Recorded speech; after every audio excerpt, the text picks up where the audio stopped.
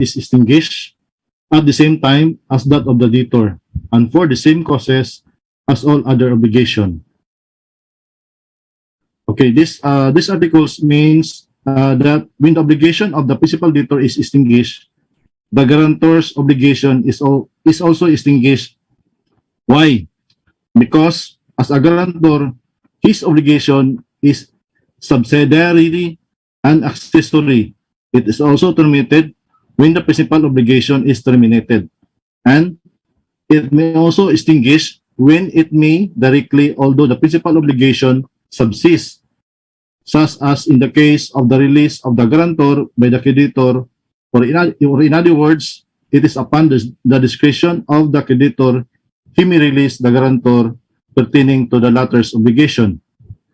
By the way, as a recap, there are causes of extinguishment obligation which we have already learned in under obligation and contracts. These are the following: payment or performance, loss of the thing due, condonation or remission of the debt, confusion or merger of the rights of the creditor and debtor, compensation and novation. Take note of this, that when the principal obligation is extinguished, the accessory obligation will also be extinguished because of the principle that the accessory follows with the principal. Okay.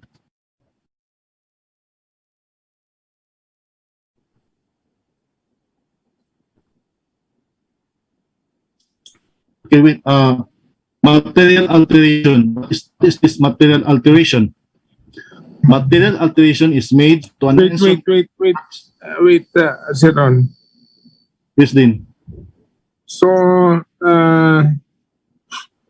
let me call on Arengo, Bagapuro. Pakilagay.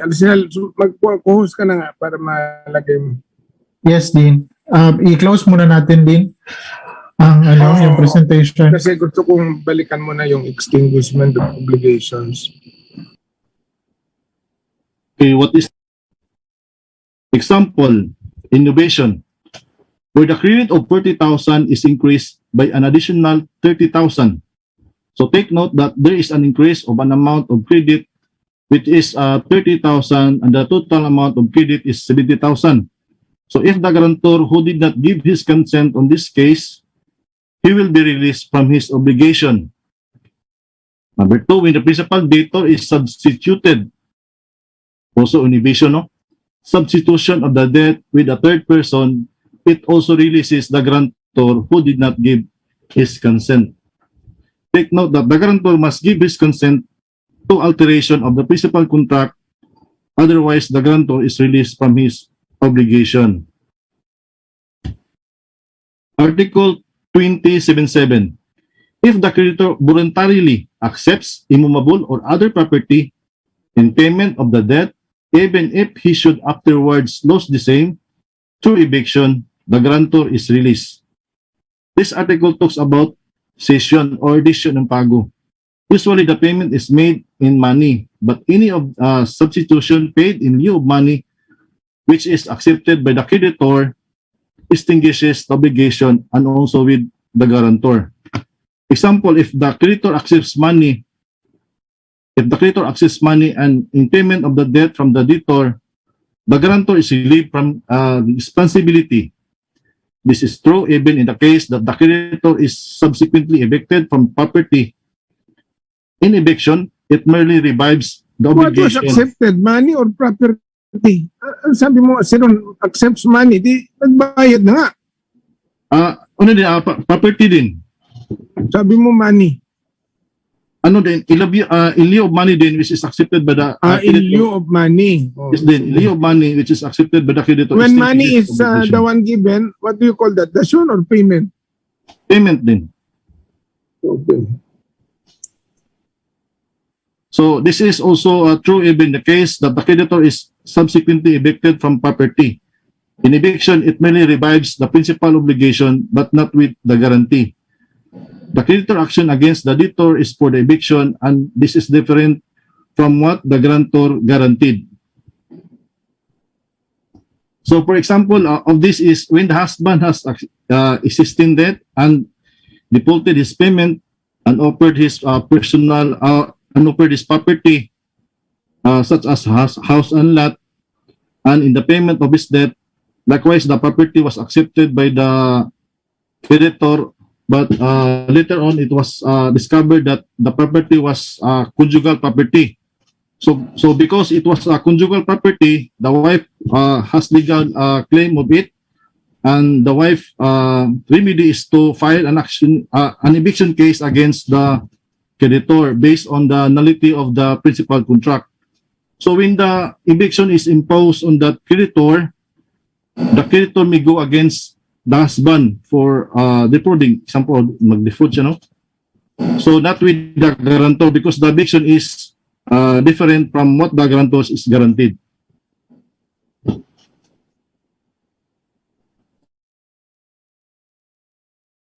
Article 27.8. A release made by the creditor in favor of one of the guarantors without the consent of the others benefits all to the extent of the share of the guarantor to whom it has been granted. This is a release of obligation made by the creditor in favor of one guarantor without the consent of others. This article talks about multiple guarantors, and as a rule, the guarantor shall enjoy the benefit of division as stated in Article 2065. However, if any one of them should be insolvent, all the guarantors must bear his share under Article 2073. When there is release made by the creditor in favor of one of the guarantors without the consent of the others, it may thus prejudice the latter. So assuming that when there is multiple guarantors, the creditor in his discretion may release one of them on his obligation to pay. The release may benefits all his guarantor pertaining to his share. So example case, Barakal and Kati are guarantors for a debt of 9,000. If Aceron is released without the consent of Barakal and Kati, then Barakal and Kati will each be liable for only 3,000, or one-third, which one-third of the amount of the debt of 9,000. 3,000 for Aceron, 3,000 for Barakal, and 3,000 for Kati. So Barakal and Kati are benefited to the extent of 3,000, the share of Aceron, because without the consent of Barakal and Kati, no? So they will not assume the share of Aceron. So if the release is made with their consent of Barakal and Kati, each of them will be responsible for 4,500, or one half. They will assume the share of Aceron. If Aceron is released with the consent of only Barakal and Barakal is liable for 6,000, and the Kati is for 3,000. So Barakal will assume the share of Aceron. So 3,000 will be assumed by Barakal. So ang kang Barakal nadagdagan og 3,000. So nahimo siyang 6,000. And for Kati is 3,000 only. Kasi wala siyang consent of release. So here in this case, there is a big difference when the consent of guarantor is not given.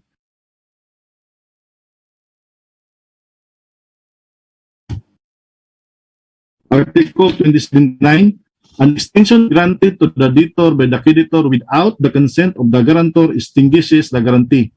The mere failure on the part of the creditor to demand payment after the debt has become due does not itself constitute any extension of time referred to herein.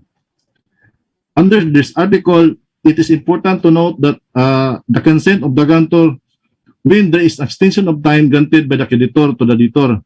Again, when there is no consent made by the guarantor is of course is released from his undertaking or his obligation. But how about if the obligation is payable in installments? Such installments and extension of time as to one of or more will not affect the liability. But when there is an acceleration clause the act of the creditor of extending payment obligation because this constitute an extension of the principal obligation. So when there's acceleration cause, it gives a creditor the right to demand the full payment of all amounts owing under the agreement. So in the second sentence of this article, that the creditor does not demand payment even if the debt has become due, it does not presume an extension of time. It is not important whether the extension given has actually proved prejudicial or not to the said guarantor. The rule stated in this article is quite independent of the event. It does not matter for how short or a period the time payment have been extended. The significance of this article is that extension of time of payment granted to the debtor by the creditor must be of the consent of the guarantor. Otherwise, the latter may release from his obligation because it constitutes material alteration of the principal contract.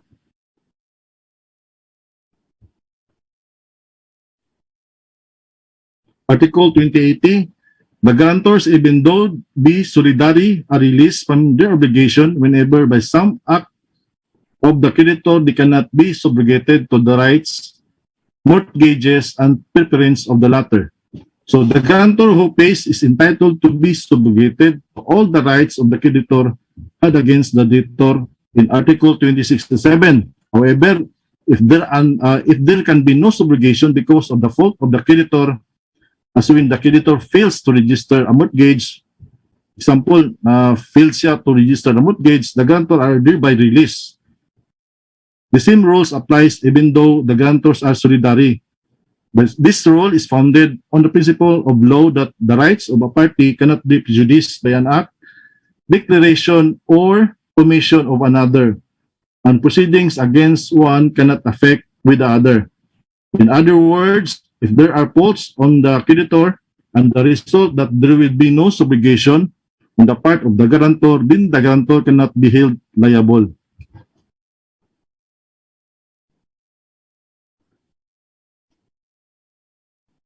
Article 2081, the guarantor may set up against the creditor all the defenses which pertain to the principal debtor and are inherent in the debt, but not those that are personal to the debtor. Under this article, the guarantor may set up against the creditor all the defenses which pertain to the principal debtor which are inherent in the debt. Like, for example, when the guarantor may set up a defense of nullity of the principal obligation or the contract is voidable. The lying reason of this is stated in Article 1397 of the New Civil Code, which states that the action for annulment of contracts may be instituted by all who thereby obligated principally or subsidiarily, but except those debt which are personal to the debtor. Except for personal debt for the debtor, the guarantor cannot set up defenses. Okay, bar question. X company executed a bond in favor of granting a credit line for the debtor to extent of 50,000 and for a period of 2 years. Upon request of the debtor, creditor extended the period and amount of the obligation to 3 years and 75,000 respectively, without the consent of X company. So here, the amount is increased from 50,000 to 75,000. And the period was also increased from 2 years to 3 years without the consent of X company. What will be answer? The question is, what is the liability of the bonding company or the X company in case the debtor is unable to pay the obligation?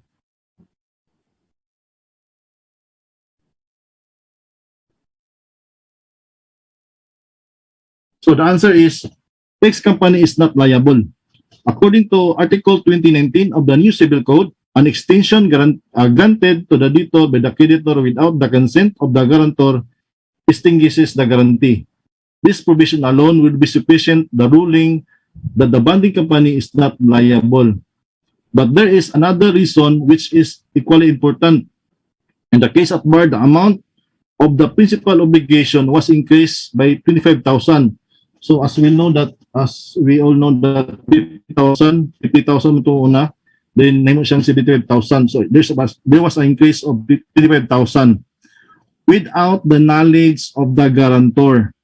According to this code, it constitutes a material alteration of the principal contract affected by the creditor and principal debtor without the knowledge and consent of the guarantor.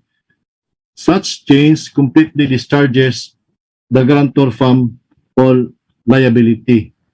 So in this case, we found two material alteration. One is the alteration of time or an extension of time or period from 2 years to 3 years. And number two is alteration pertaining to the amount from 50,000 to 75,000, an increase of 25,000. So this Wait, constitute Aceron, wait. this thing. Now, take note, class, no? A mastery of the basic provisions of the law and a thorough discussion, no, would allow you to have stock knowledge, no? So picture yourself taking the bar exam, and that is the question. Then all that you have to do is to remember Mr. Aceron, his report and what was discussed, no? So that's why you have to always bring with you your caudals wherever you go. For my old students, I shared to you the story of Tony Bernardo, no, who used to be the head, no, the head of the Bureau of Customs, no. He was number 2 in the bar exams. He was the class valedictorian of Ateneo de Manila College of Law, no? And one time we invited him as guest speaker during one of our testimonial dinners in Liceo. And that's what he shared. Make sure that you master the code, the basic provisions of the law, and of course the cases, because it will come in handy and useful when you take the bar exam. Kasi kung di mo alam yung 2019, yung extension na yan granted to the debtor, and whether or not the guarantee extends, no, to that period of time. If the guarantor did not consent, then you may not, it can be a yes or a no. But the law is not like that. The law is specific. So according to 2019, an extension granted to the debtor by the creditor without the consent of the guarantor extinguishes the guarantee. Because the guarantor is part of the contract. He has a major role and responsibility at the end of the day when the debtor cannot pay and the debtor has no more properties, he will be made to pay. Usually guarantors, you guarantee the debt of a friend, the debt of a relative, or the debt of a student. O, Seron, sige, may utang ka ako, magagaranti. O, iba na yung usapan to. Mataas ng panahon. No? At saka even yung mga material alteration, no? Iba na yung amount. No? Dati ginaranti ko 25,000. Ngayon sa bago yung usapan, 100,000. Pa ibang usapan na yan. Hindi na ako magagaranti dyan. Pwede, kausapin niyo ako kung papayag ako. I'm a guarantor. What do I gain? No, what do I gain? It's to my prejudice. I'm only accommodating you, being the debtor. Now, dami ng pinag-usapan dyan, di mo ko kinokonsulta, I will not be liable. So tandaan ninyo, himayin natin ang batas at aralin at intindihin. Hindi pwede yung dadaanan mo lang, no? Stock knowledge nga eh. Ang law school, labanan to stock. So in this case, we found two material alteration. One is alteration of time or an extension of period from 2 years to 3 years. Alteration pertaining to the amount from 50,000 to 75,000. So these two constitute material alteration, and the grantor must give his consent, otherwise he is released from his obligation. Question number 2. Suppose that a bonding company is a surety, not a guarantor. Will that make any difference of your answer? Suppose that the bonding company is a surety, not a guarantor. Will that make any difference of your answer? So the answer is the same principles are also applicable in the case of a contract of surety. Although most of the surety and guarantee principles are in common, but the most significant distinction between the two is that a surety is one who directly, equally, and absolutely binds himself or herself with the principal debtor for the payment of the debt, while in the contract of guarantee, the guarantor is only subsidiary to the principal debtor. That is the common distinction between the two, the surety and the guarantee. And this in my report. Thank you and good evening. Very good report, Mr. Aceron. Thank you, Dean.